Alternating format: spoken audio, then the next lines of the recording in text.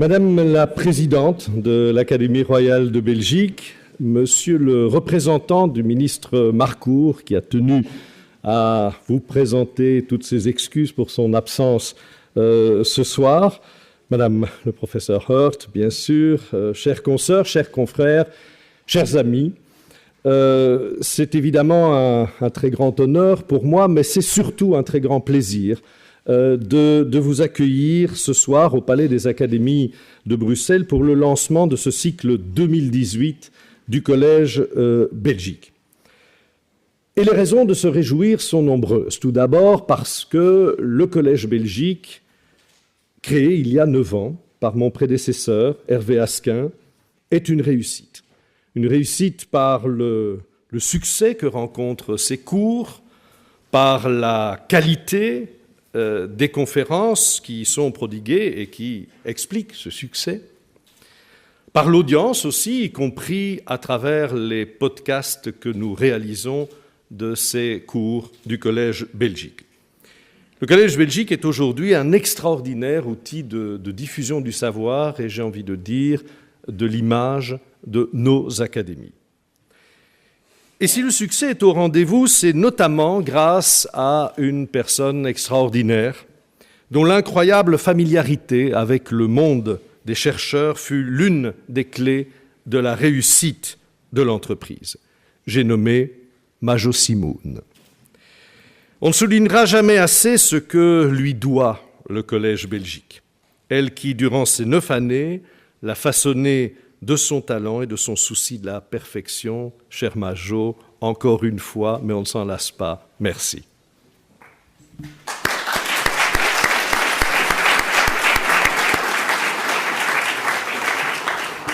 Et voilà plusieurs mois,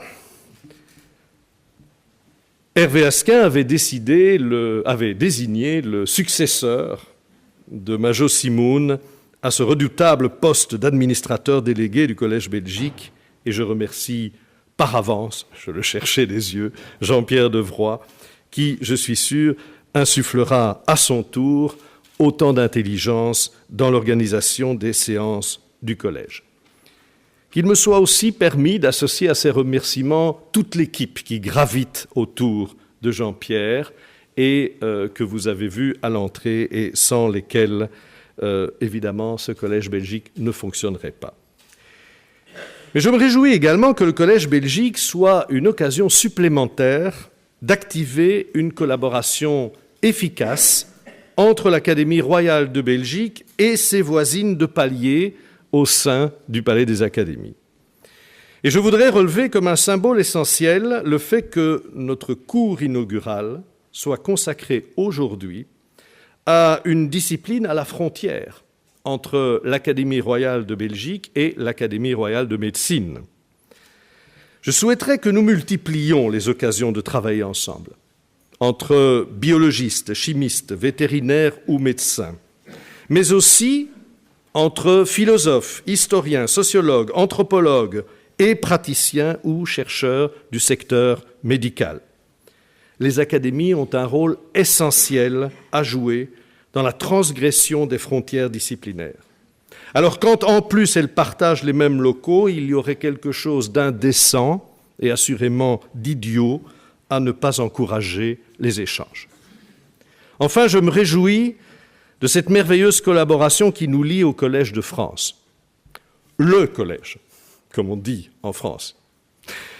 Dans un mois exactement, Dominique Lambert, notre Hermès en la matière, et j'entends par Hermès évidemment le messager des dieux, et non pas, au cas où il y aurait quelques spécialistes de la mythologie grecque dans cette salle, le protecteur des voleurs ou des prostituées.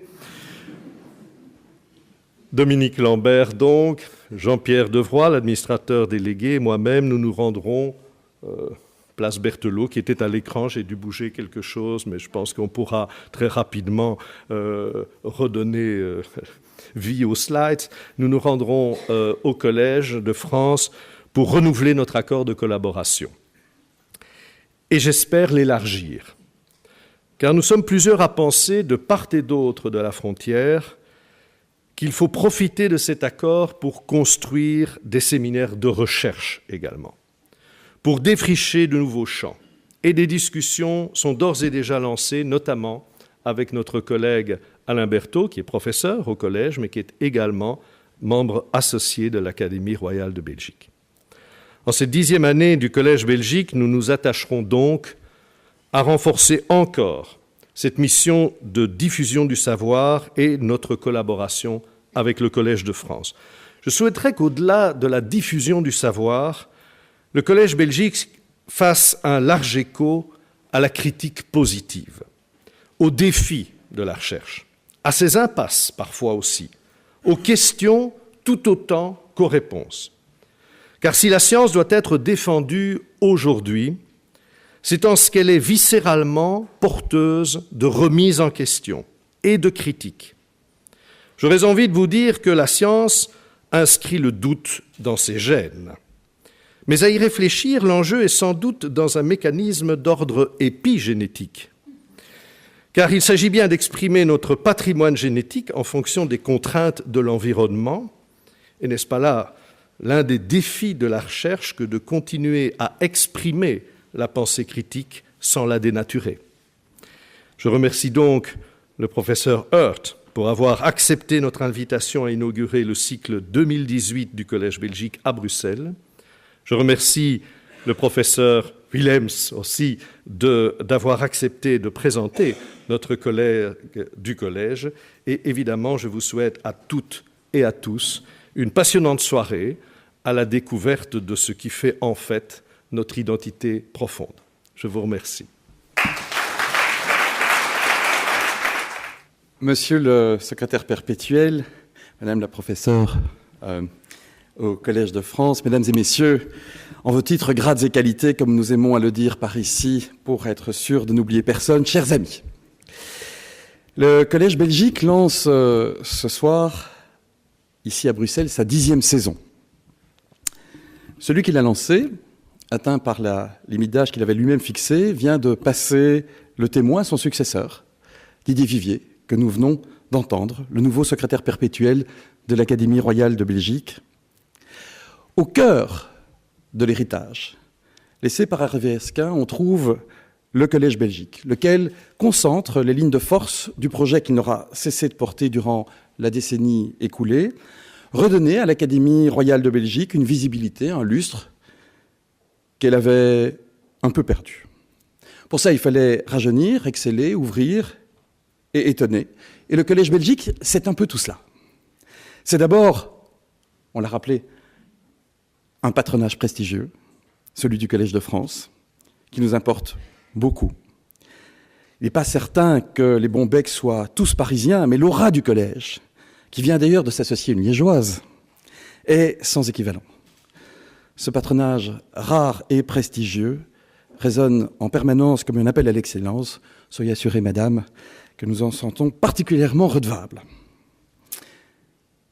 Le Collège Belgique en Belgique, francophone, c'est avant tout, et ce sera plus encore demain, comme l'a souligné Didier Vivier il y a un instant, la mise en commun des forces vives des académies. Pas simplement la Thérésienne avec ses 4 classes, mais aussi l'Académie royale de médecine, mais aussi l'Académie royale de langue et de littérature française. Ensemble, de plus en plus ensemble, le Collège Belgique peut compter sur un vivier naturel d'expertise et de curiosité sans pareil pour notre communauté. Ce vivier, que le secrétaire perpétuel se rassure, je ne compte pas profiter de cette tribune pour reproduire le jeu du francophonissime, si cette évocation dit quelque chose encore est certain. Ce vivier, donc, présente des relais dont le Collège Belgique offre une caisse de résonance. Voilà pourquoi, saison après saison, émanant des chercheurs de tout horizon et des artistes de tous bords, de tout poil, nous sommes amenés à découvrir, puis à sélectionner, un étonnant kaléidoscope de propositions. Et à tous ceux qui nourrissent le programme du Collège Belgique, aux auteurs de ces propositions, que celles-ci soient retenues ou non, mais aussi à tous les académiciens qui ont à cœur de présenter le conférencier du jour, nous disons merci. Merci aussi évidemment à vous, cher public, qui à Bruxelles, à Namur, à Charleroi, à Liège et à Arlon, vous déplacez pour nous suivre. Et au-delà de ceux qui se déplacent, il y a ceux qui nous regardent, puisque toutes les conférences du Collège Belgique sont enregistrées, et la plupart du temps filmées, et assez vite mises de façon très professionnelle, merci Colin, merci Nevzat, sur le site l'académie.tv. Soit près de 1000 conférences aujourd'hui, directement issues du Collège Belgique, que vous pouvez consulter, vous pouvez visionner à la fois sur l'académie.tv, notre canal, mais aussi, si vous le voulez, sur YouTube. Pour faire tourner le collège, le manège, assurer son bon fonctionnement au jour le jour, dans ses différents emplacements, on trouve une équipe bien en place, qui se connaît, difficile à prendre en défaut, et évidemment, j'ai, les concernant, un certain plaisir à filer la métaphore footballistique. Et c'est une équipe qu'au nom de l'Académie, je veux remercier très très chaleureusement ce soir. Alice Pringuel, Éléonore Poncin à Bruxelles, Stéphanie Kless et Vanessa Colombana à Namur. Bon, pour filer la métaphore, je dirais, mais c'était un peu qu'elles sont à la fois intraitables sur les passes courtes et aussi sur les têtes hautes, et qu'elles sont comme la défense de la Juve, qui est une autre, la Vecchia Signora, une autre vieille dame en pleine santé, comme nous. Elles sont intraitables, c'est une assurance tout risque, presque une garantie de succès avant même de taper dans le ballon. Cela étant, le lancement de cette 10e saison est marqué en interne, on vous l'a dit, par le départ des deux figures qui ont créé, incarné et porté le collège depuis son premier jour. Hervé Asquin, son architecte, et Marie-Jo Simoun, sa grande prêtresse. Oui, je sais, Marie-Jo, grande prêtresse, ça ne va pas tellement bien, mais je compte filer la métaphore grecque, si tu veux, à partir d'ici, gardant bien de filer mal la métaphore épigénétique en suggérant par exemple que votre retrait conjoint s'apparenterait à l'inactivation simultanée du chromosome Y et du chromosome X, et ça que le grand créateur nous protège à jamais d'une telle monstruosité. On a déjà commencé à rendre hommage au travail de refondation réalisé par Hervé Asquin. D'autres s'exprimeront, l'histoire jugera de cette œuvre démiurgique, aux accents quelquefois herculéens.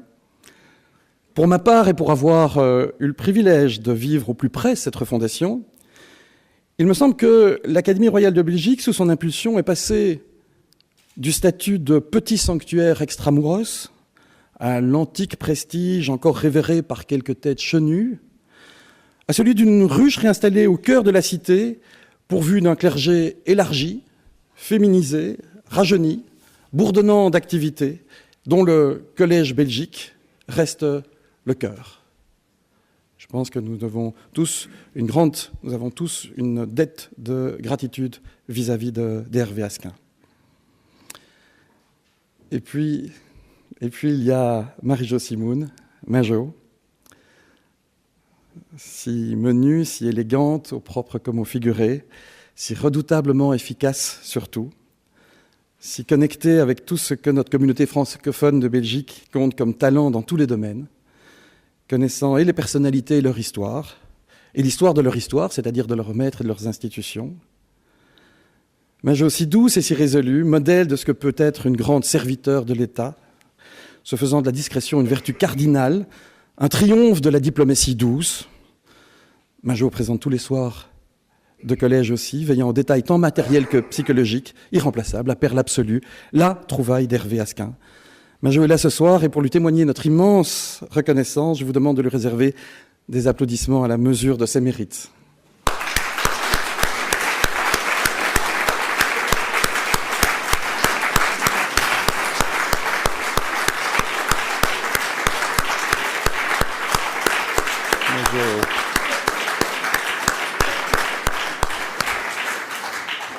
Merci.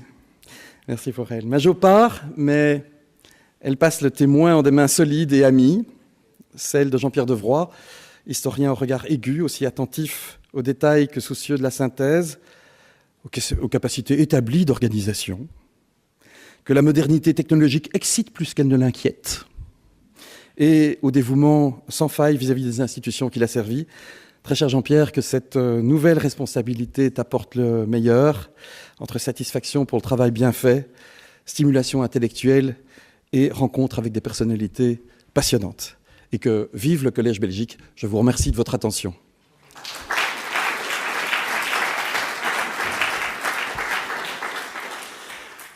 J'ai maintenant le plaisir de passer la parole au professeur Luc Willems qui introduira notre invité de ce soir.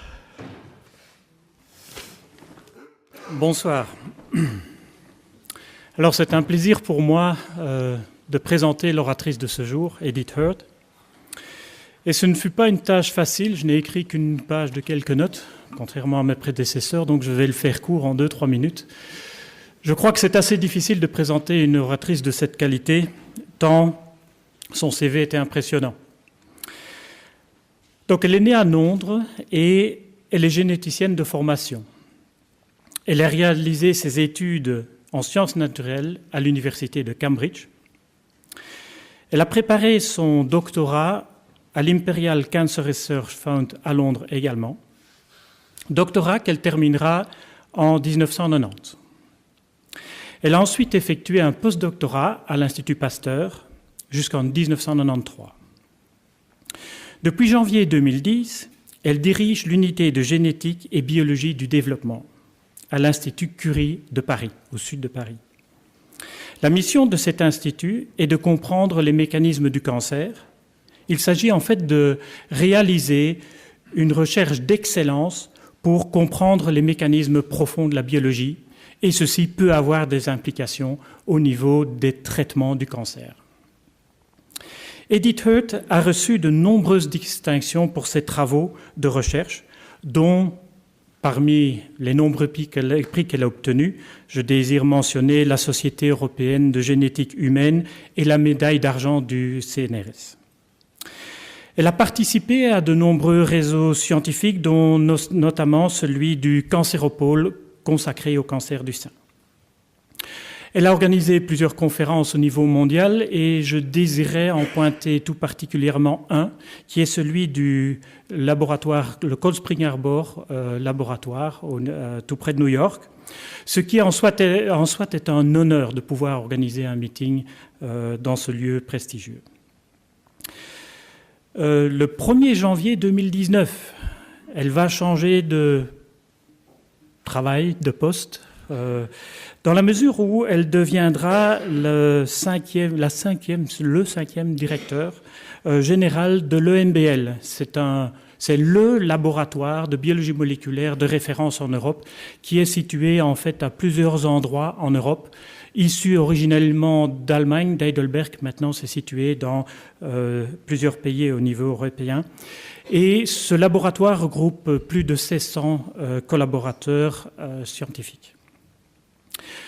Alors, je désire mentionner aussi qu'elle a publié de très nombreux articles scientifiques dans des revues de tout premier point, par exemple dans Cell, dans Science, dans Nature. Avec son équipe de développement d'épigénèse et développement des mammifères, elle se consacre à comprendre ce que c'est l'épigénétique. Je vais en 2 minutes tenter de vous expliquer ce que c'est que, selon moi, la génétique et l'épigénétique. La génétique, donc, c'est ce qui concerne les gènes. C'est un grand livre de 3 milliards de lettres. C'est le support de la génétique, c'est notre ADN. C'est là-dessus que sont inscrits ces 3 milliards de lettres. Et l'épigénétique, en fait, ce sont les mécanismes qui ne sont pas directement inscrits dans ce livre.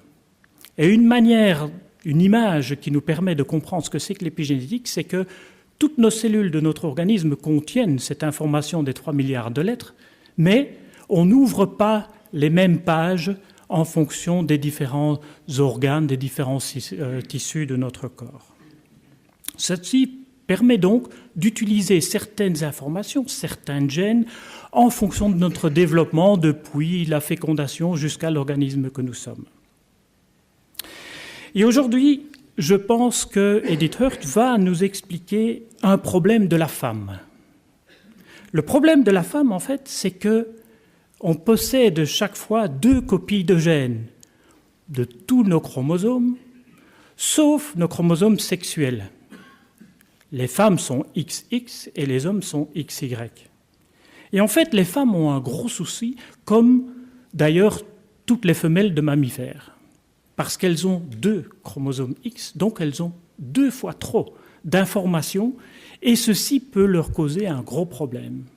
Et ce mécanisme de régulation, de choix de quel chromosome, etc., sera utilisé au cours du développement. C'est un mécanisme excessivement complexe, et ceci est une des contributions majeures, je pense, du travail de l'équipe de recherche de Edith Hurt. Je pense qu'elle vous expliquera bien mieux que moi les mécanismes dont je viens de parler, mais je vous ai simplifié en 2 minutes ce que c'est que le problème de la femme avec les 2 chromosomes X. Je lui laisse donc la parole. Merci beaucoup pour cette excellente introduction qui m'a permis effectivement de ne pas expliquer ce que c'est notre génome. Je vous remercie de votre accueil, de l'invitation, d'être ici. C'est un grand honneur pour moi et je suis ravie de représenter le Collège de France et de pouvoir effectivement montrer avec ma présence et la présence d'autres professeurs qui viendront, notre volonté d'avoir des liens de plus en plus proches avec le Collège Belgique. Merci beaucoup.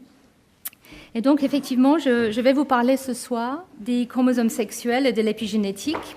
Et je vais juste peut-être mentionner le fait que les femmes ont 2 chromosomes X, c'est un avantage, c'est pas un problème. Vous allez voir. Non, mais en fait, c'est très bien parce que vous allez voir, je ne parlerai que de ça, des avantages, mais parfois des désavantages. Et avant de commencer, je vous montre ici ce film qui tourne. Après, vous allez comprendre de quoi il s'agit.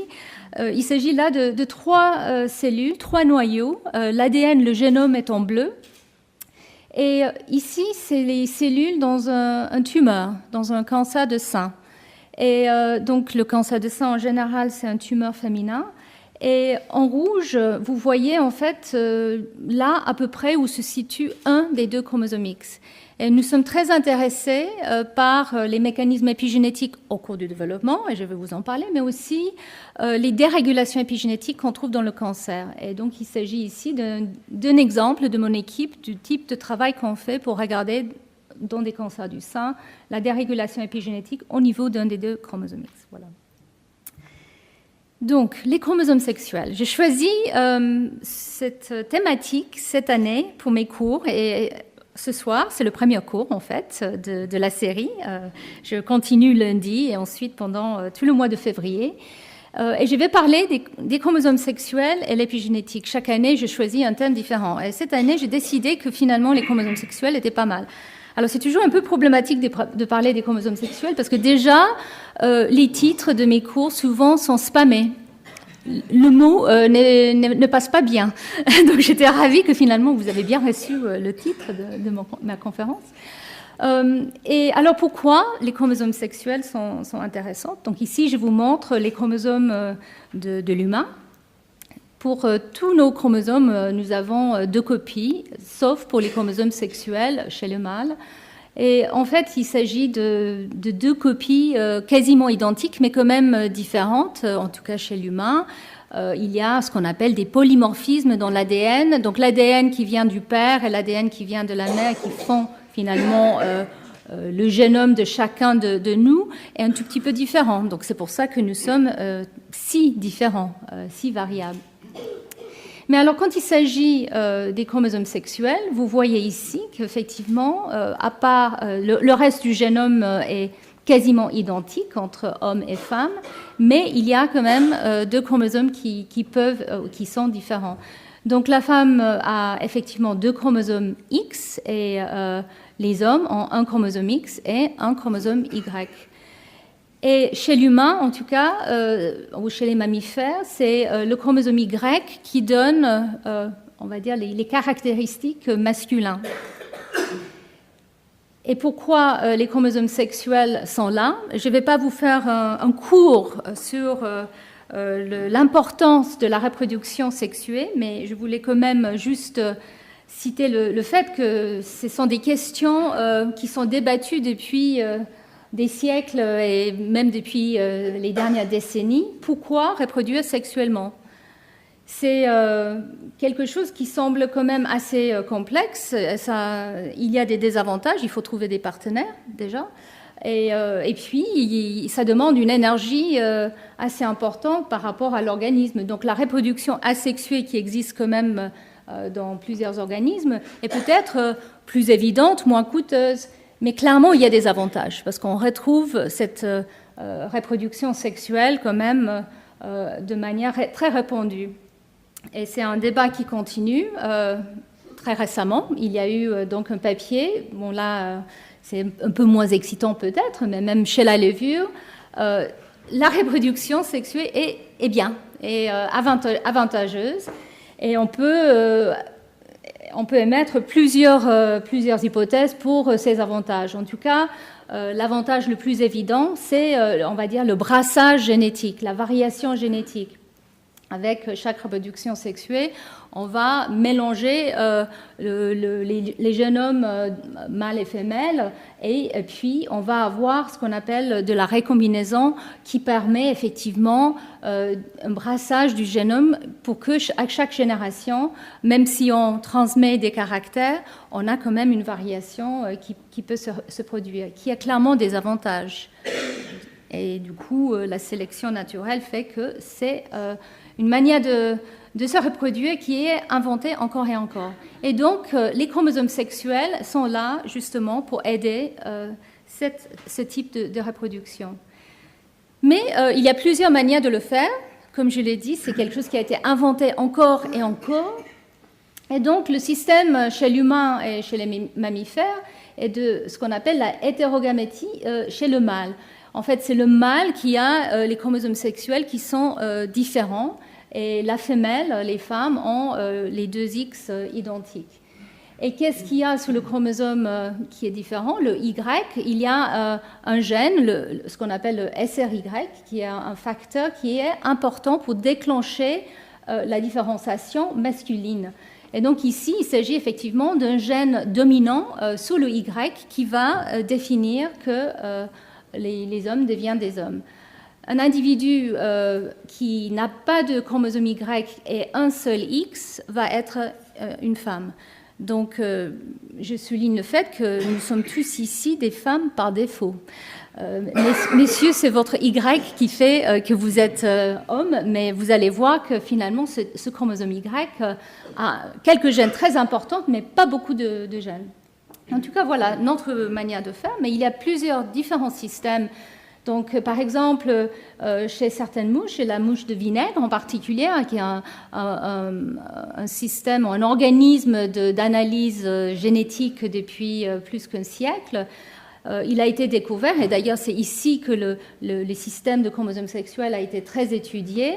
Il a été découvert qu'ici il s'agit d'un locus, d'un gène qui est sur le chromosome X qui va déterminer le sexe. Donc ici, il faut 2 copies de ce gène pour qu'une femelle devienne une femelle. Avec une seule copie, l'individu devient un mâle. Donc un système assez différent de ce qu'on trouve chez les mammifères. Mais il y a aussi d'autres types de chromosomes sexuels. On a aussi un système qu'on appelle ZW ou ZZ. Et ici, en fait, il s'agit d'un système où c'est la femelle qui est hétérogamétique, où c'est la femelle qui porte les 2 chromosomes différents et le mâle porte les 2 chromosomes sexuels identiques.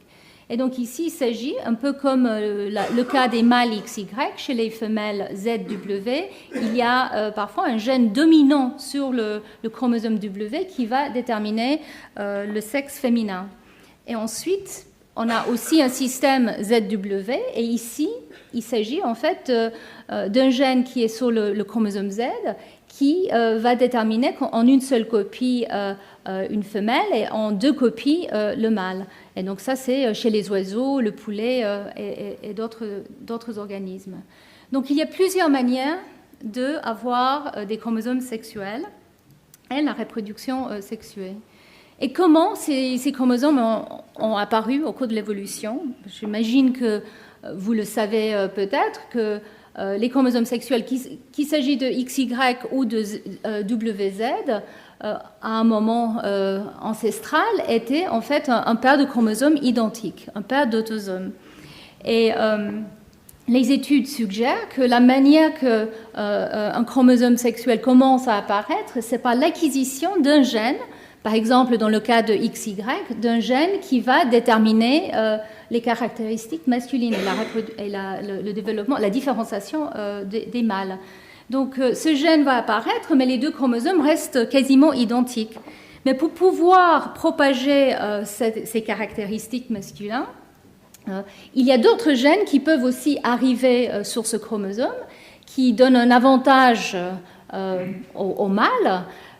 Et donc, en fait, pour garder ces gènes ensemble et propager cet état avantageux masculin, la récombinaison entre ces deux chromosomes, donc ça, je l'ai mentionné tout à l'heure, c'est la manière qu'on peut brasser les génomes. Donc, chaque paire d'autosomes fait de la récombinaison au cours de la méiose, donc dans la lignée germinale.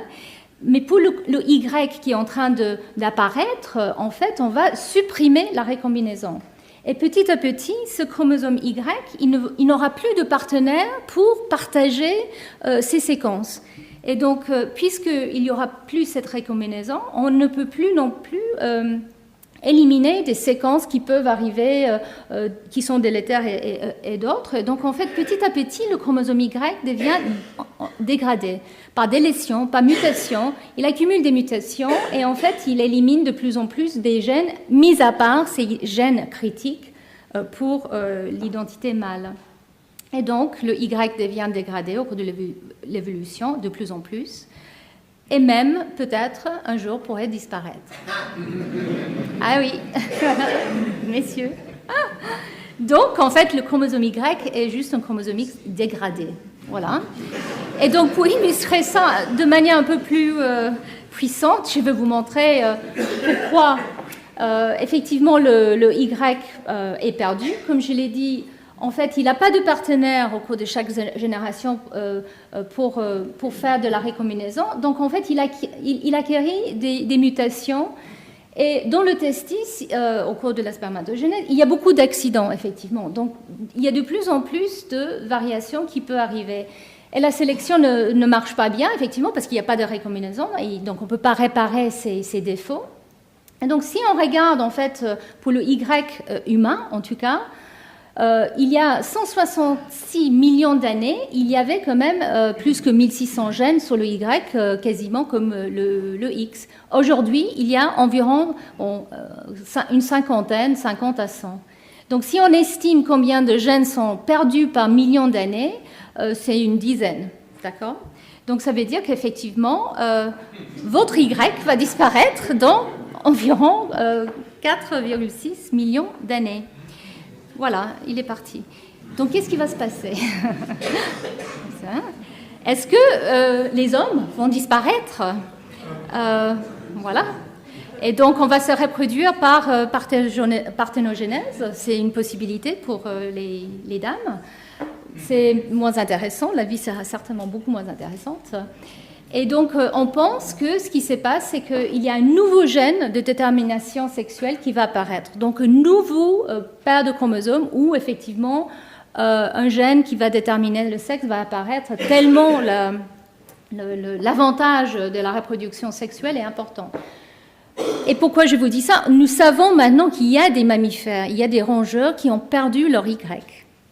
Il y a un rongeur en particulier qui s'appelle Elobius, qui vit dans des régions très difficiles d'accès actuellement, en Afghanistan et d'autres régions. Et donc, c'est difficile de travailler sur ces rongeurs, mais en tout cas, il a été montré qu'il perd son Y.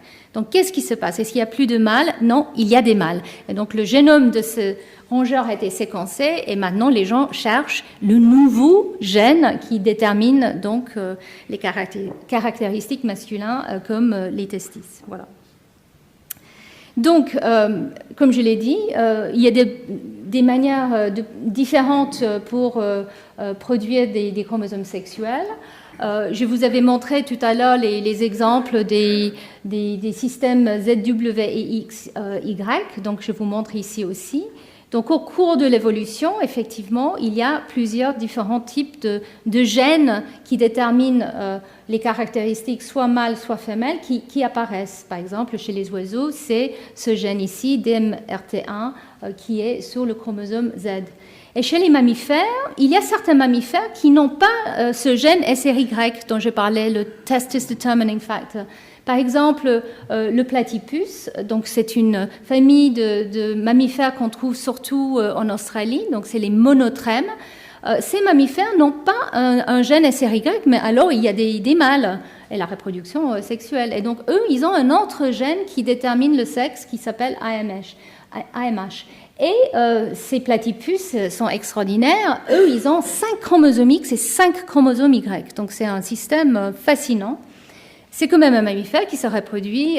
Il y a des œufs, donc en fait, il y a des hypothèses que finalement le platypus ou les monotrèmes sont peut-être entre les oiseaux et les mammifères. C'est très intéressant. Bon, je ne vais pas vous faire un cours sur l'évolution des mammifères, mais je voulais quand même souligner que, effectivement, même sur la détermination de sexe sur ces chromosomes sexuels, le gène qui est déterminant peut apparaître à différents moments au cours de l'évolution. Et donc, chez les marsupiaux, comme les kangourous, et chez l'humain et les rongeurs, c'est effectivement le gène SRY qui semble être important. Et donc, les chromosomes sexuels peuvent être plus ou moins semblables. Comme je l'ai dit, le Y est en train de se dégrader petit à petit, mais dans certaines espèces, il est beaucoup moins dégradé. Même chez les marsupiaux, le chromosome Y est plus substantiel que chez les mammifères eutériens comme l'humain. Donc je reviens quand même chez l'humain. Donc il y a une différence quand même assez impressionnante dans la taille. Le chromosome X fait 153 millions de paires de bases, alors que le Y qui fait 50 millions de paires de bases. Et le nombre de gènes est quand même beaucoup plus important sur le chromosome X que sur le chromosome Y. Et comme je l'ai mentionné, sur le chromosome Y, il y a peu de gènes, et ceux qui sont importants pour les caractéristiques mâles sont réduits à 2 en fait. SRY que j'ai déjà mentionné, et puis un autre gène avec un nom imprononçable qui est important pour la spermatogenèse. Et les chercheurs aux États-Unis ont montré que juste ces 2 gènes suffisent pour donner les caractéristiques mâles. Donc, je pense qu'effectivement, le Y peut encore se grignoter jusqu'à juste ces 2 gènes. Donc voilà. Cette différence de taille, surtout de contenu, pose des problèmes. Donc il y a 2 types de problèmes qui sont posés au niveau des chromosomes sexuels. Le premier, c'est qu'il y a un seul X, en tout cas chez les mâles, versus 2 paires de chacun des autres autosomes. Et nous savons que au cours de l'évolution, l'équilibre de dose pour les gènes sur les autosomes et sur le X semble être très important. Donc en fait, il faut ajuster cet déséquilibre. Ça a été une hypothèse qui a été émise par un Japonais qui s'appelle Ono, il y a maintenant plusieurs décennies, et je vais revenir sur ça dans la prochaine diapo, mais que le chromosome X doit s'ajuster pour son expression, pour les gènes qui sont présents sur le X, par rapport au nombre d'autosomes. Et puis, il y a un deuxième problème, et c'est effectivement que chez les mâles, il y a un seul X, et chez les femelles, il y a 2 X. Et donc, il faut trouver une manière d'ajuster cet équilibre. Parce que, même si nous sommes quand même très différents, nous ne sommes pas si différents que ça. Voilà. Et donc, comment, au cours de l'évolution, et là je vous montre ce que nous imaginons pour effectivement le XY, mais les questions se posent aussi dans les autres systèmes que j'ai mentionnés, chez les oiseaux, chez les mouches, etc. Donc, comment on peut ajuster pour ce problème de dosage? Donc, au début, comme je l'ai dit, les deux chromosomes sexuels étaient un paire d'autosomes avec l'apparition de ce gène SRY ou TDF, Testis Determining Factor. Et comme je l'ai dit, petit à petit, les gènes sur le proto-Y sont perdus, délétés. Et l'hypothèse pour cette compensation qu'il faut avoir entre le X et les autosomes, c'est que, en fait, les gènes du X commencent à être plus exprimés que les autosomes. Donc, que les autosomes, les chromosomes 1, 2, 3, etc. Là où on a 2 copies de chacun de ces autosomes. Et alors, pour le X qui n'a plus un partenaire dans le Y, il faut compenser. Donc, il y a une expression un peu plus importante du X par rapport à chacun de nos autres chromosomes. Donc ça, c'est la première hypothèse qui semble être valide, et dans différents systèmes, nous trouvons cette expression plus importante, et que cette expression plus importante du X va s'étaler sur tout le chromosome X, enfin toute la partie qui ne partage pas en homologie avec le Y. Et alors, chez les femelles, qu'est-ce qui se passe? Là, il y a 2 chromosomes X qui restent, mais avec cette augmentation d'expression du chromosome X, on arrive à un surdosage encore plus important. Donc il y a un surdosage parce qu'il y a 2 chromosomes X qui sont plus exprimés que les autosomes. Et donc, au cours de l'évolution, différentes stratégies ont été inventées, mais en tout cas chez les mammifères, et chez les mammifères comme l'humain, la stratégie qui a été inventée était d'inactiver, de mettre en silence un des 2 chromosomes X. Et au début, c'est une partie, la partie qui a perdu son homologie avec le Y, mais petit à petit, ça se propage. Donc là, il s'agit effectivement de 2 chromosomes X qui sont présents dans la cellule, un chromosome X qui est plus actif que le moyen des autosomes et l'autre qui va être mis en veille. Les gènes sont mis en silence. Et donc, c'est ça que nous étudions dans mon laboratoire parce que c'est un exemple excellent d'épigénétique. Qu'est-ce que c'est l'épigénétique? Donc, je vous mets ici un dessin animé. Si on me demande une question et je ne sais pas comment répondre, je vais vous dire c'est de l'épigénétique. C'est un petit peu ça actuellement. Et alors là, c'est drôle, mais en même temps, c'est un peu tragique parce que effectivement, l'épigénétique est un mot qui est utilisé de manière différente dans différents contextes. Je n'ai pas mis, j'aurais dû, parce que j'ai réalisé qu'ici on a des hellénistes, on a des personnes littéraires, je n'ai pas mis en fait toute l'histoire de la genèse du mot épigénétique. Mais je vais vous dire de manière très raccourcie que le mot épigénétique, ou epigenetics en tout cas, a été inventé en 1942 par un Britannique, un biologiste, aussi un philosophe, qui a décidé de marier 2 domaines, le domaine de la génétique et aussi le domaine de l'épigénèse. Et l'épigénèse est un mot qui date de 1650 à peu près, et là c'est un autre Britannique, William Harvey, qui a donné un nom à ce que Aristote avait, en fait, beaucoup plus longtemps avant, avait émis comme hypothèse pour le développement. Et donc, vous avez parlé effectivement de la manière que ce génome, dans un œuf fécondé, est ensuite utilisé de manière différente. Aristote avait déjà remarqué qu'effectivement, à partir d'un œuf fécondé qui est amorphe, de la complexité arrive petit à petit, de manière très organisée et coordonnée. Et donc, il a parlé d'épigénèse. William Harvey a donné ce nom épigénèse. Et le mot epigenetics, en anglais, est arrivé parce que Waddington voulait marier les 2 domaines de la génétique et de l'épigénèse, la biologie du développement, pour comprendre comment la biologie du développement se déroule avec une base génétique, avec des gènes. Donc ça, c'est un petit moment, on va dire, d'explication du mot. Maintenant, de manière un peu plus simple, j'essaie de vous montrer effectivement la différence entre la génétique et l'épigénétique. Donc, les mutations dans notre séquence d'ADN ou les changements dans les paires de base de notre ADN vont donner lieu à des caractéristiques différentes ou, s'il s'agit d'une mutation qui est délétère, à des problèmes différents. Mais en tout cas, ces changements sont héritables à travers les générations quand ils arrivent dans la lignée germinale, sont responsables, par exemple, des différences entre nos espèces et sont responsables, bien sûr, des caractéristiques que nous voyons ici. Je vous montre l'exemple de couleur des yeux. Ça, c'est purement basé sur des différences de séquences dans notre ADN. Et donc, ces facteurs qui sont importants pour la couleur des yeux, en fait, ces changements sont hérités de manière totalement génétique mendélienne. Qu'est-ce que c'est l'épigénétique? Donc, l'ADN est là, mais il est associé à différents types de modifications, de décorations, pour permettre certains gènes d'être exprimés et d'autres pas. Donc, c'était un petit peu ce que vous avez introduit. Et donc, ces différences épigénétiques peuvent être stables à travers les divisions cellulaires.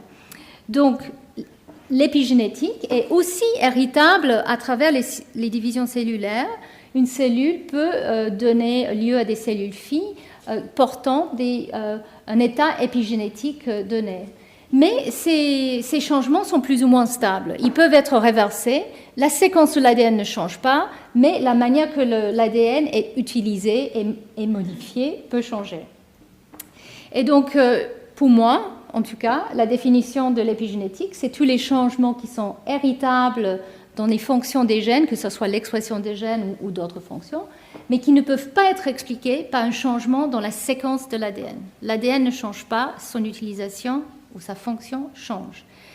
Et juste pour terminer mes définitions, il y a aussi un mot qu'on appelle epigenomics, qui est plus récent. Et donc, avec l'ère de la génomique, on parle maintenant de l'épigénomique. Et en fait, ici, l'épigénomique, c'est la caractérisation ou la visualisation ou la compréhension des changements épigénétiques qui peuvent être associés avec les états épigénétiques. Donc, en fait, epigenomics, c'est l'étude des modifications épigénétiques à l'échelle du génome. Donc, je vais revenir un petit peu sur ces termes un peu plus tard.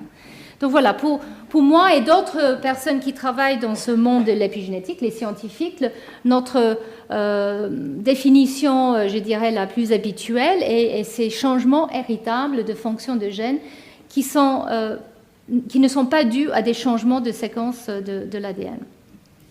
Et donc, c'est une définition qui a évolué même depuis Waddington en 1942. On peut rediscuter de ça après, si vous voulez, mais en tout cas, ça, c'est, je dirais, la définition des années 80 qui est maintenant utilisée.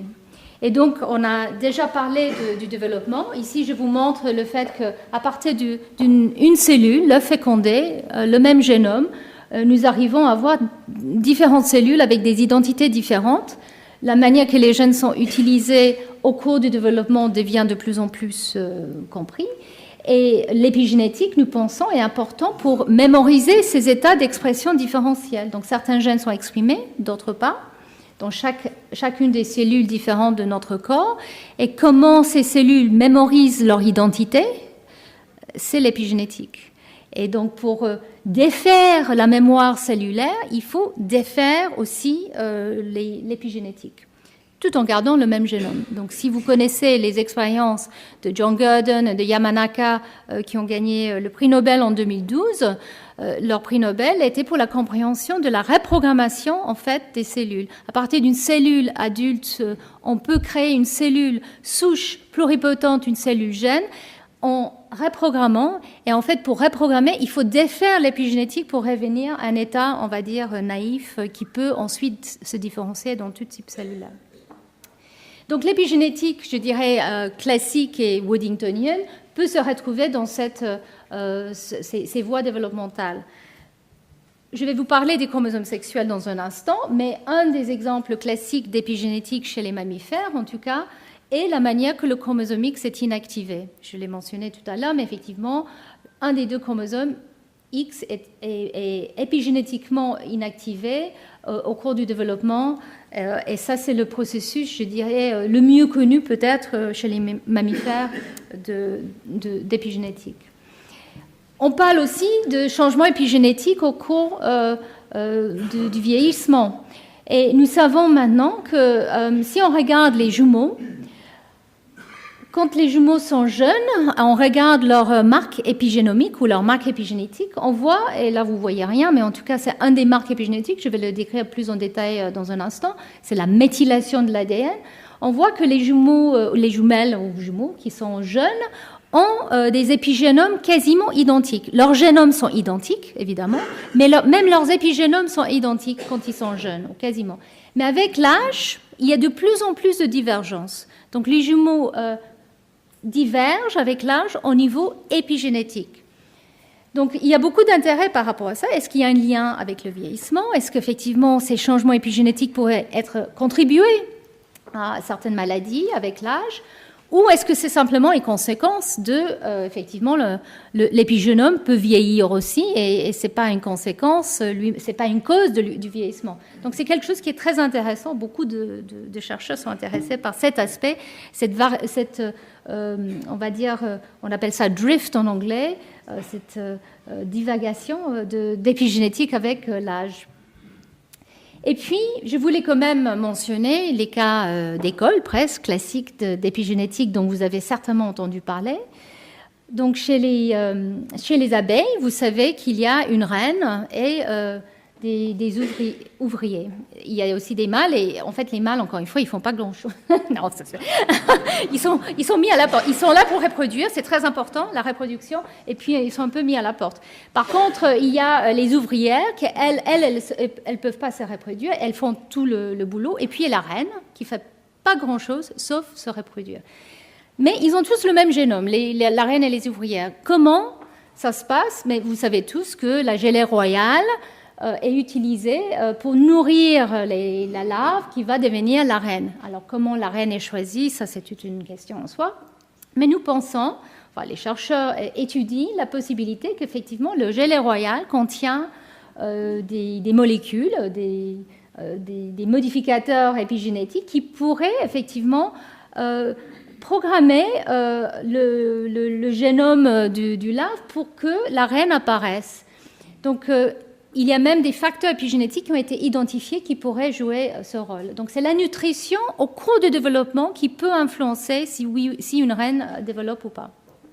Et l'autre exemple très classique se trouve chez les plantes. C'est un processus qui s'appelle la vernalisation. Alors, moi, je ne suis pas une spécialiste des plantes, donc, et mon mari qui est ici l'est, donc j'espère que je ne vais pas dire des bêtises. Là. Mais en tout cas, la vernalisation concerne une période de froid qui est absolument essentielle pour certaines plantes pour définir le moment de la floraison, donc une période de froid au cours de l'hiver, normalement, pour définir le moment de floraison le printemps prochain. Et donc, cette période va programmer la plante pour qu'elle sache à quel moment il faut que les fleurs apparaissent. Et bien sûr, c'est très important pour les plantes que cette floraison se produit au bon moment dans l'année. Et donc ça, c'est un processus maintenant qui est assez bien défini et qui est purement épigénétique. Et donc, on comprend qu'effectivement, l'environnement peut influencer la manière que, chez les plantes en tout cas, les décisions sont prises et mémorisées et puis actées à un moment plus tard. Donc voilà quelques exemples de l'épigénétique. Donc, et dans chaque cas, même génome, différents épigénomes.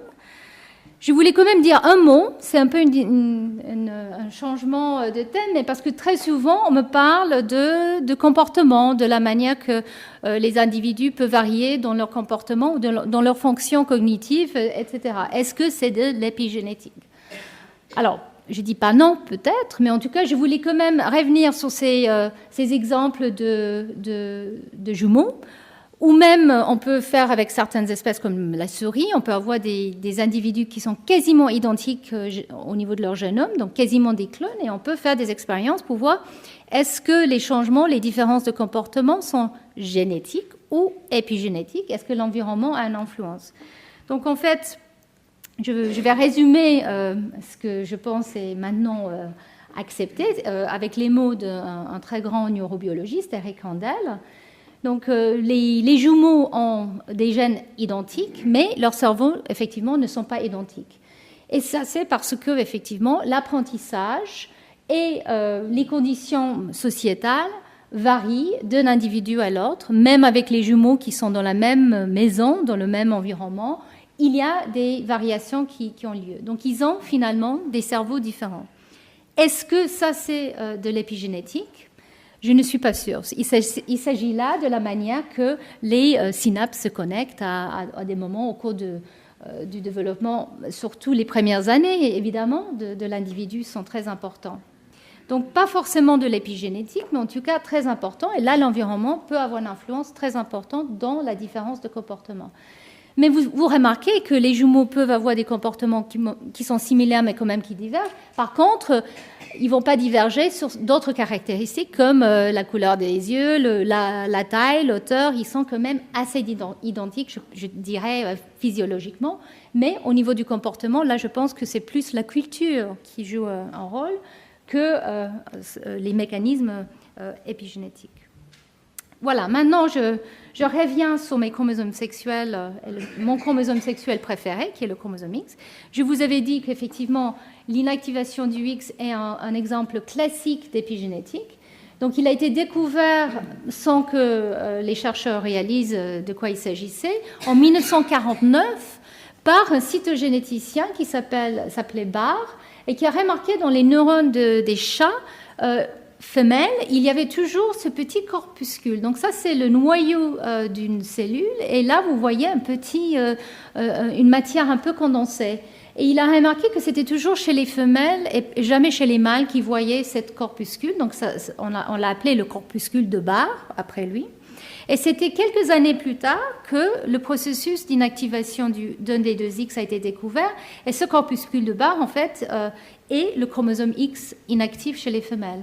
Et donc c'était Mary Lyon, une généticienne britannique, qui, en 1961, a publié un papier d'une page, sans figure, dans Nature, où elle a émis l'hypothèse de cette inactivation sur la base de ses études sur la souris, surtout, où en regardant les gènes sous le chromosome X qui peuvent influencer la couleur de pelage des souris, elle a remarqué que les femelles qui portaient un de ces gènes en état hétérozygote, c'est-à-dire qu'un de leurs chromosomes X avait un allèle normal, sauvage, et l'autre chromosome X avait un allèle muté.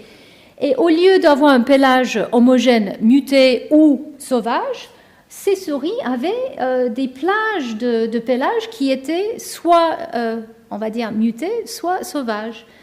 Et donc, pour expliquer ceci, elle a postulé que ces souris femelles avaient deux chromosomes X, bien deux chromosomes X, mais que dans chaque cellule, soit un des chromosomes X était exprimé, soit l'autre, et pas les deux en même temps. Donc, elle a postulé qu'au cours du développement chez les mammifères femelles, un des deux chromosomes X est inactivé et que cette inactivation va être propagée à travers les divisions cellulaires. Une fois qu'on a choisi de mettre en silence soit le X paternel, soit le X maternel, après, on va propager ces décisions pendant toutes les divisions cellulaires de l'individu. Et du coup, nous allons avoir des populations clonales de cellules qui avaient pris cette décision soit d'inactiver le X du père, soit le X de la mère. Donc nous arrivons effectivement avec ces mosaïques cellulaires où soit l'allèle, on va dire, orange est exprimé, le X avec l'allèle orange, soit le X avec l'allèle noir. Et pourquoi j'ai mis orange et noir? C'est parce qu'un des cas les plus connus d'inactivation du X, c'est les chats calico ou les chats Isabelle. C'est les chats à trois couleurs. En fait, oubliez le blanc. Le blanc, en fait, c'est son autre chromosome et c'est une absence de mélanocytes totale. Mais le noir et l'orange, il s'agit d'un gène qui peut être soit en forme sauvage, on va dire orange, soit muté noir. Et les chats Isabelle ou calico sont, dans la plupart des cas, des chattes. C'est toujours des femelles parce que effectivement, elles ont les deux X et ce choix a été fait au cours de leur développement. Et finalement, on voit les populations clonales orange et noires dans leur pelage. Bien sûr, tous les autres gènes du X, ou quasiment tous, sont aussi soumis à ces règles d'inactivation. Mais vous allez voir que ce n'est pas si simple. Et juste un dernier point sur ce phénomène épigénétique, parce que cette mémoire cellulaire est bien épigénétique et le X inactif est bien silencieux dans les cellules somatiques dans la plupart des cas.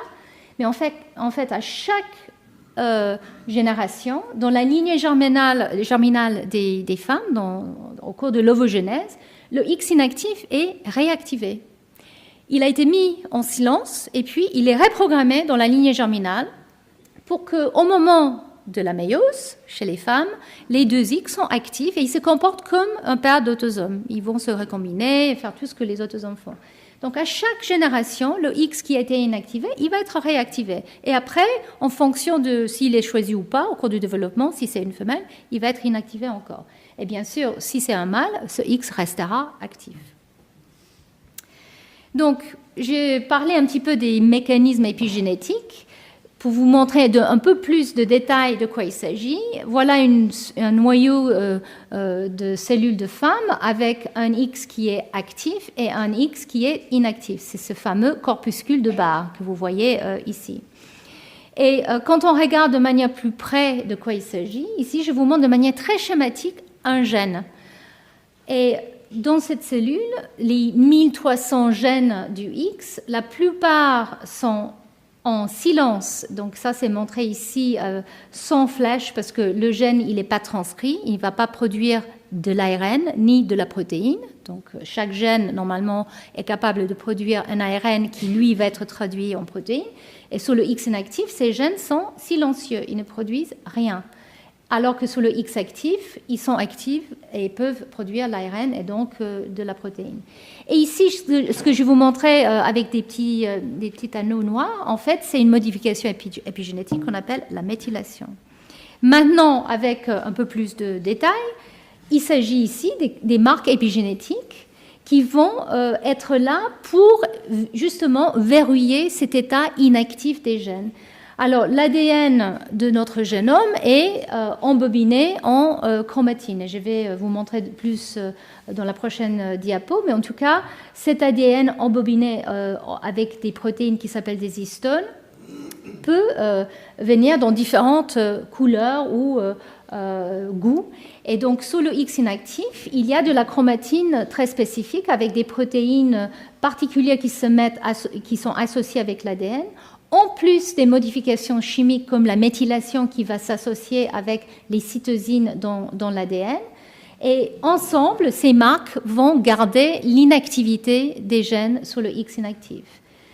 Et ici, je vous montre une manière plus moderne de vous démontrer le X inactif et le X actif. Donc le corpuscule de Barr, il est là, vous le voyez.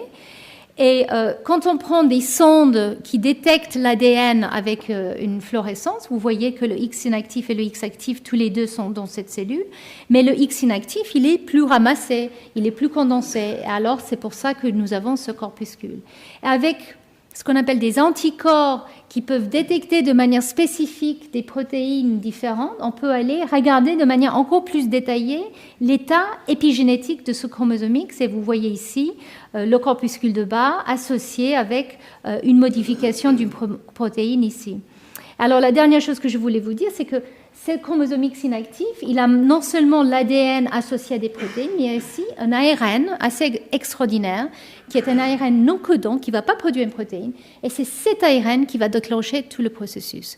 Cet ARN, on l'appelle XIST pour X Inactive Specific Transcript. Et cet ARN a évolué que chez les mammifères utériens, comme l'homme, la souris, pas chez les marsupiaux. Et c'est ça la manière d'inactiver le chromosome X. Cet ARN est absolument essentiel pour déclencher ce processus. Donc, je vous avais parlé de l'épigénétique, j'ai parlé un peu de la chromatine. Ici, je vous montre d'une autre manière l'ADN embobiné avec les histones en chromatine. Ce sont des nucléosomes. Et ces protéines, ces histones qui sont utilisées justement pour impacter l'ADN dans le noyau, sont aussi les porteurs d'informations épigénétiques. Donc, on a des modifications des histones, et les variants même des histones. Et nous avons aussi des modifications de l'ADN lui-même. Et donc, je parlais de la méthylation. La méthylation de l'ADN, c'est une modification qui peut se rajouter, ne change pas la structure, la double hélice, ne change pas la structure de l'ADN, mais peut changer la manière que l'ADN est lu par des protéines. Donc, peut affecter la capacité d'un gène d'être exprimé ou pas. Donc, ce sont des modifications, on va dire, classiques d'épigénétique. Et puis, plus récemment, il y a eu une réalisation que l'organisation du noyau lui-même pourrait avoir un impact sur la manière que les gènes sont exprimés ou pas. Et le chromosome X inactif en particulier, il est souvent à la périphérie du noyau. Et une des idées qui est encore pas tout à fait validée, c'est que se positionner comme ça à la périphérie du noyau pour être une manière de ségréger le chromosome X inactif dans le noyau de son homologue actif. Et enfin, il y a aussi ces ARN non codants. Je vous avais parlé de XIS, mais il y a plusieurs d'autres, et c'est tout un domaine en soi, les ARN non codants, qui jouent des rôles et qui sont impliqués aussi dans des phénomènes épigénétiques. Et je ne vais pas vous parler plus de ça ce soir. Donc je voulais quand même dire un mot sur ces mécanismes épigénétiques que nous commençons de plus en plus à comprendre. Nous savons maintenant que la perturbation des facteurs qui mettent en place ces marques épigénétiques est absolument critique pour le développement. Maintenant, on peut aller déléter ou modifier ces facteurs et montrer qu'effectivement, le développement ne se déroule pas comme il faut. Donc, ça conforte l'idée qu'effectivement, les facteurs épigénétiques, les mécanismes épigénétiques sont absolument clés pour le bon déroulement du développement. Donc, c'est important pour la mémoire cellulaire. L'autre point qui est très important, c'est que ces modificateurs épigénétiques sont souvent mutés dans les cancers. Et ça, c'était une des grandes surprises avec le séquençage des génomes des tumeurs. C'était la découverte que souvent, ces mutations qu'on trouve de manière très fréquente dans les tumeurs, mais certaines mutations qui semblent être impliquées dans la mise en place de la tumorigénèse, se retrouvent dans les facteurs qui vont ajouter ces modificateurs. Par exemple, les enzymes qui vont déposer cette modification de méthylation sur l'ADN, ils sont souvent mutés dans les tumeurs.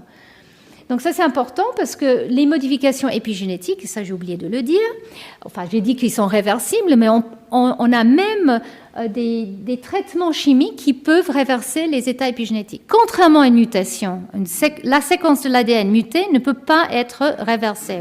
Très difficilement.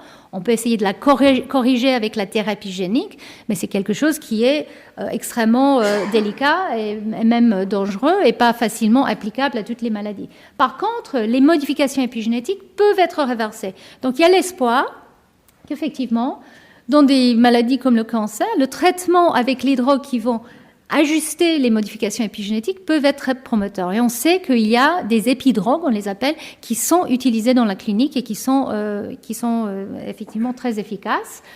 Mais ceci dit, nous ne comprenons pas exactement comment ces épidrogues marchent. Donc c'est quelque chose à prendre avec précaution.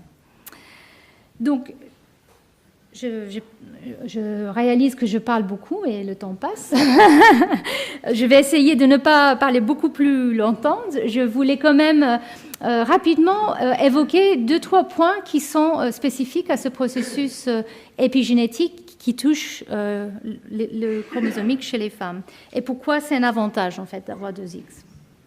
Donc, une des choses que j'ai mentionnées, c'est que quand il y a une inactivation du chromosome X, nous nous retrouvons avec des individus qui sont des mosaïques cellulaires, qui expriment certains gènes d'un X et de l'autre. Chez les mâles, vous avez un seul X. Donc, si vous avez un allèle d'un gène, il va toujours être présent. Donc, les chats mâles, dérivés d'une femelle comme ça, vont être soit orange, soit noir. Jamais orange et noir. Et chez l'humain, même Mary Line a remarqué qu'effectivement, il y a des maladies liées à l'X où on voit que les femelles sont des mosaïques. Et donc, juste pour illustrer ce mosaïcisme, je vais vous montrer des images qui viennent d'un papier que j'ai trouvé absolument fantastique. En fait, c'est des chercheurs qui ont mis sur un gène qui est sur le chromosome X, qui est un gène, on appelle ça les gènes de ménage. En fait, c'est des gènes qui sont importants dans toutes les cellules, donc ils sont exprimés dans toutes les cellules. Mais ces gènes sont aussi soumis à l'inactivation aléatoire. Et donc, ces chercheurs ont étiqueté ce gène qui est toujours exprimé, soit avec une protéine fluorescente rouge, soit une protéine fluorescente verte. Et si les deux allèles sont exprimés dans une femelle, on devrait avoir des cellules jaunes, parce que le rouge et le vert, ensemble, ça fait du jaune. Et ce qu'on voit, quand on regarde dans ces souris femelles qui portent ces gènes rouges et verts, les cellules sont soit vertes, soit rouges. Et vous voyez que dans différents tissus, et là c'est des sections de différents types de tissus, là c'est par exemple l'intestin, là c'est le diaphragme, là c'est la langue, on voit qu'il y a un mosaïcisme de rouge et de vert dans chacun de ces tissus. Et en plus, ce mosaïcisme varie d'un individu à l'autre. Et ça, c'est parce que l'inactivation du X, même si elle est aléatoire en général au cours du développement, on peut avoir des proportions de cellules, c'est pas toujours 50-50, parfois c'est 60%, 40% qui inactivent le X paternel ou maternel.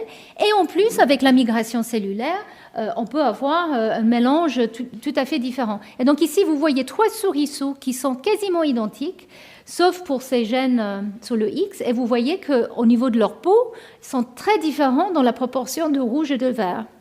Donc en fait, il y a une variabilité intrinsèque à cette inactivation du X et la propagation de ces cellules. Donc il y a une variation phénotypique au sein des mêmes individus. Et ce mosaïcisme peut varier entre individus. Et là, c'est de ce papier, l'image que je préfère, c'est un couple de cerveau. Et dans cet individu, parce que si on prenait un couple de cerveau des autres souriceaux, on ne verra pas la même chose à cause de ce mosaïcisme. Ici, vous voyez qu'il y a un côté du cerveau qui exprime plutôt le X du père et l'autre côté qui exprime le X de la mère. Donc pour les neurobiologistes qui sont là, vous allez imaginer ce que ça peut donner, parce que les deux côtés du cerveau ne fonctionnent pas pareil. Donc on peut imaginer que l'influence paternelle et maternelle est quand même un peu différente. En tout cas, comme j'ai dit, ça c'est un individu, chaque individu est différent. Et juste pour les médecins dans l'audience, je vais vous montrer ce qui est, j'imagine pour vous, totalement évident. Quand il s'agit d'un gène sur le X, comme je l'ai dit, s'il y a une mutation, c'est tout de suite visible. Alors que chez les femmes qui ont une mutation sur un des deux X, on peut avoir une très grande variabilité et parfois même pas de symptômes. Il y a certaines maladies comme l'hémophilie, le gène qui est important pour cette maladie est sur le X.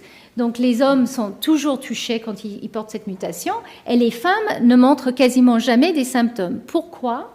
C'est parce qu'en fait, en plus de cet mosaïcisme cellulaire où 50% des cellules expriment l'allèle muté et 50% l'allèle sauvage, on peut avoir aussi une sélection au cours du développement contre les cellules qui ont choisi d'inactiver l'allèle sauvage et qui expriment le gène mutant. Et donc, en fait, cette sélection peut être très efficace, par exemple, dans le sang. Et donc, les femmes qui sont porteuses de ces mutations, leur sang montre une inactivation quasi totale du X qui porte l'allèle muté, pour n'exprimer que le X qui porte le gène sauvage.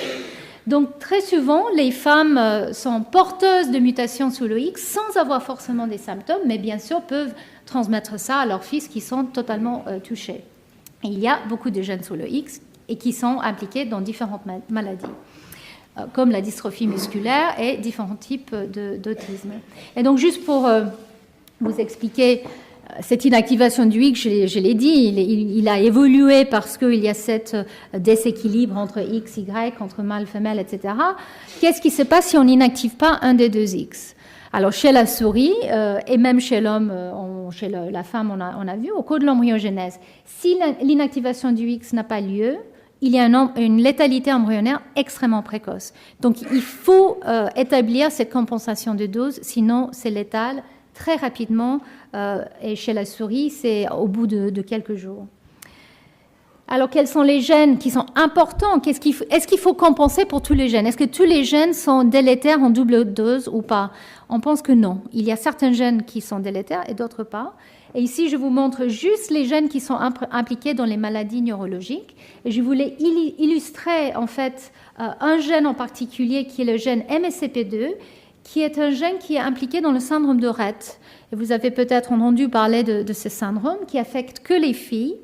Les filles qui sont mutées sur un des deux allèles de MSCP2, de ce gène, ont un syndrome qui donne en fait des problèmes graves de langage, d'apprentissage, et avec des problèmes d'autisme et d'épilepsie et des arrêts cardiaques avec l'âge. Donc c'est un syndrome qui est très grave. Les filles atteintes sont très touchées.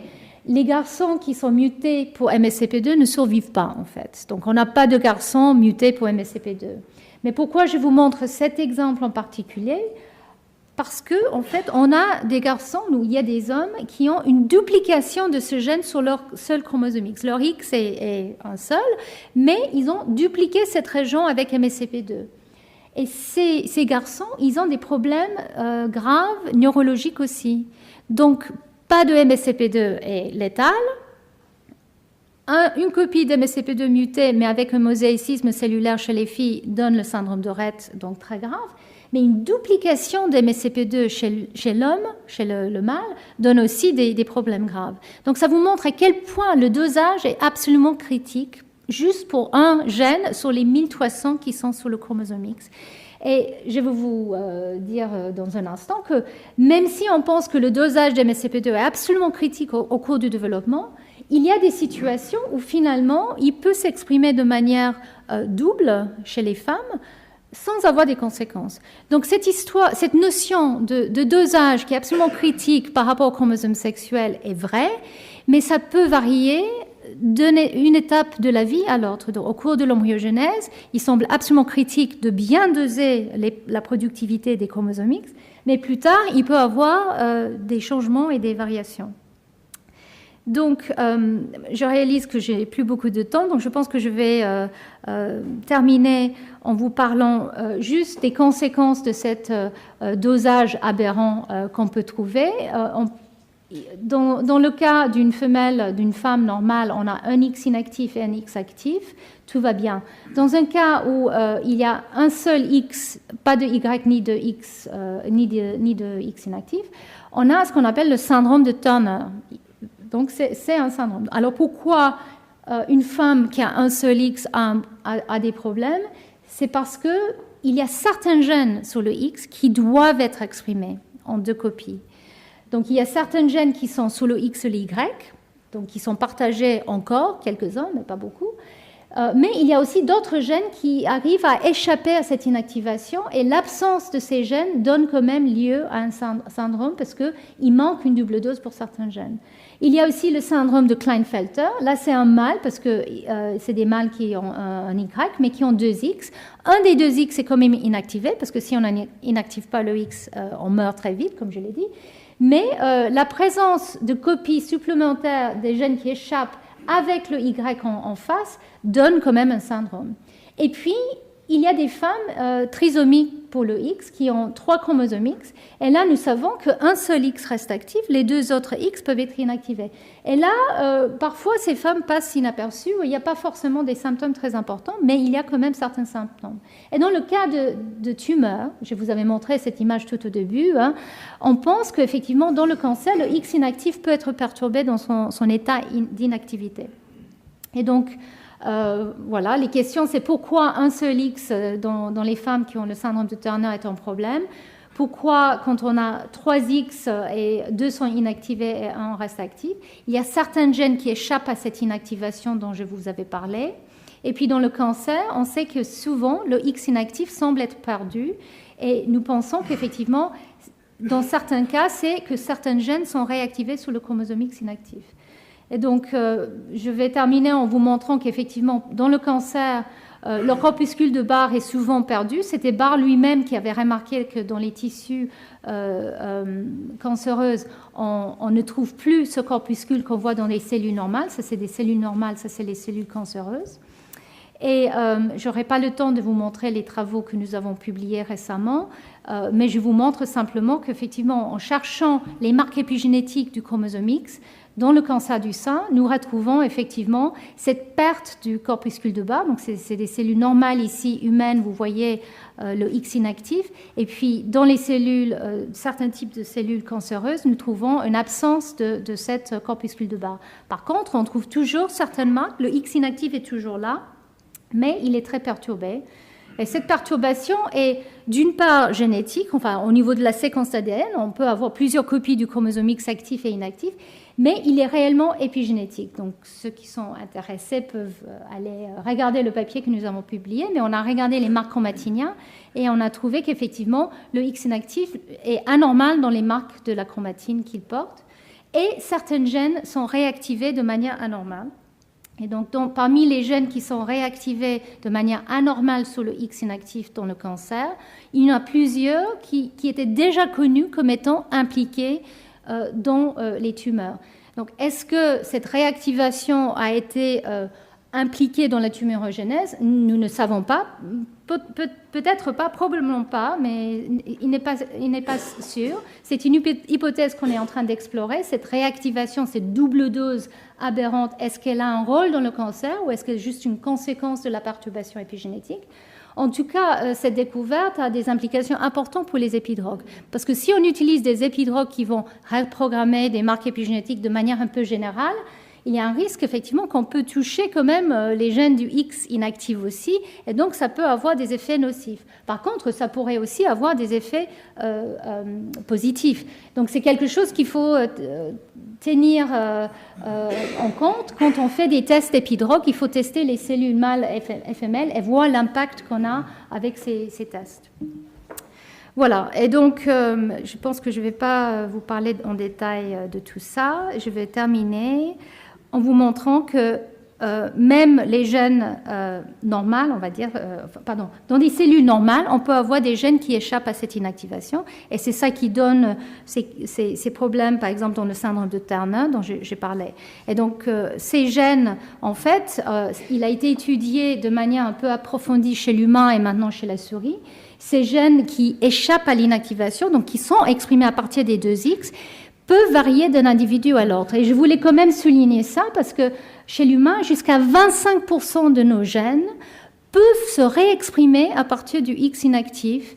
Et cette réexpression peut être soit présente dans toutes les cellules et tous les tissus et de tous les individus. C'est à peu près 10% des gènes chez l'humain, donc quasiment 150 gènes qui échappent toujours. Et puis, il y a 15% des gènes qui échappent parfois et parfois pas.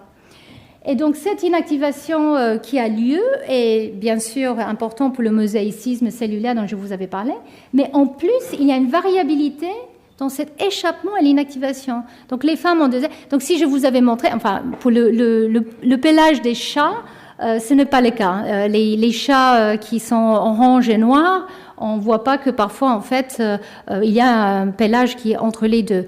Donc, pour certains gènes, ça n'arrive jamais. Mais pour d'autres, et souvent, les gènes qui sont impliqués, par exemple, ou qui sont exprimés dans le cerveau ou dans le système immunitaire, on voit qu'il y a un échappement variable.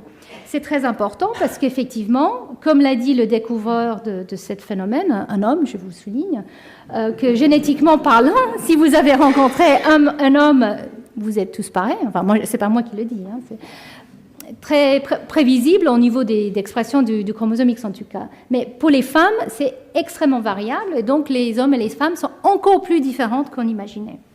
Et alors, on est tous uniques, mais les femmes sont encore plus uniques. Et donc, juste pour terminer, il y a quand même des considérations très importantes et graves, je dirais, parce que ces gènes qui échappent, qui n'étaient pas tellement soupçonnés au départ, cet échappement peut être soit un accident, c'est-à-dire parfois ça échappe parce que c'est pas très bien inactivé. Comme je disais, les phénomènes épigénétiques peuvent être un peu réversibles, ou c'est important. Certains gènes doivent échapper parce qu'elles ont des fonctions spécifiques pour les femmes. Et donc, le syndrome de Turner suggère que peut-être il faut quand même que certains gènes échappent.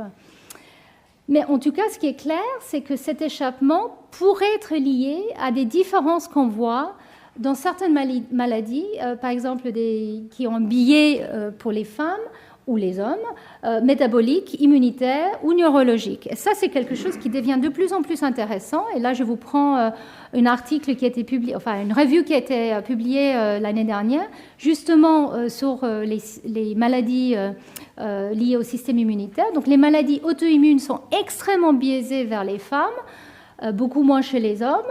Il y a même des différences pour les maladies infectieuses. Donc, bien sûr, tout ça peut être en partie lié aux hormones. Hein. Donc, je ne vais pas du tout dire que certaines différences sont quand même hormonales. Mais maintenant qu'on réalise qu'il y a beaucoup de gènes qui sont peut-être impliqués dans certaines de ces maladies et qu'il y a une variabilité d'expression, d'échappement dans certains individus dans le système immunitaire, les scientifiques se posent de plus en plus la question, est-ce que finalement, effectivement, il peut y avoir un lien entre le degré d'expression à partir du X et cette prédisposition à certaines maladies. Et je voulais quand même souligner le fait que jusqu'à 6000 gènes sont exprimés de manière différentielle entre hommes et femmes. Donc, bien sûr, là, je ne parle pas que des gènes du X, hein, je parle des gènes partout dans le génome, des autosomes. Et donc, c'est en partie hormonal, mais dans des modèles murins, on peut distinguer hormonal et chromosomes sexuels. On sait qu'il s'agit aussi des chromosomes sexuels. Et justement, dans les essais cliniques qui ont été faits jusqu'à très récemment, les médecins prescrivent des doses qui sont ajustées pour les femmes aux tests qui ont été faits chez les hommes, pour les doses, simplement en taille et en poids. Donc nous, les femmes, on est traitées comme des mini-hommes, les petits hommes. Enfin, c'est une vérité. Alors, il y a une logique, il y a des raisons importantes et historiques par rapport à ça. Par exemple, on ne voulait pas faire des essais cliniques ou des tests de drogue sur les femmes qui étaient en âge de reproduction pour des raisons évidentes. Donc, en fait, de plus en plus, il y avait une focalisation sur les hommes comme les cobayes pour les tests. Mais le problème, c'est que les femmes ne sont pas juste des mini-hommes. On est très, très différents. Et donc, c'est très important maintenant. Il y a une prise de conscience depuis quelques années quand même que si on veut aller vers la médecine personnalisée ou la médecine de précision, on l'appelle maintenant, et traiter les individus de manière spécifique, c'est évident que les hommes et les femmes vont être traités de manière différente et en fonction de l'étape de leur vie, que c'est, comme je le disais, cet échappement à l'inactivation, par exemple, cette double dose d'expression, peut varier d'un tissu à l'autre et aussi avec l'âge. Donc, pour protéger de manière égale les hommes et les femmes, il faut effectivement les traiter différemment. Voilà. Et je vais terminer là en remerciant surtout mon équipe et mes collaborateurs. Je n'ai pas vraiment parlé de nos travaux, mais tout ce que j'ai dit était inspiré par les gens dans mon équipe. Et j'ai beaucoup de chance d'avoir une équipe très talentueuse et d'être dans un environnement qui est très riche à l'Institut Curie. Bien sûr, le Collège de France aussi, intellectuellement, mais pour faire mes recherches, tout se passe à l'Institut Curie, qui est quand même un institut qui est dédié aussi à la recherche sur le cancer. Je voulais encore vous remercier pour cette invitation. C'était un grand honneur. Et j'espère que je vous avais convaincu qu'avoir 2X, c'est un avantage.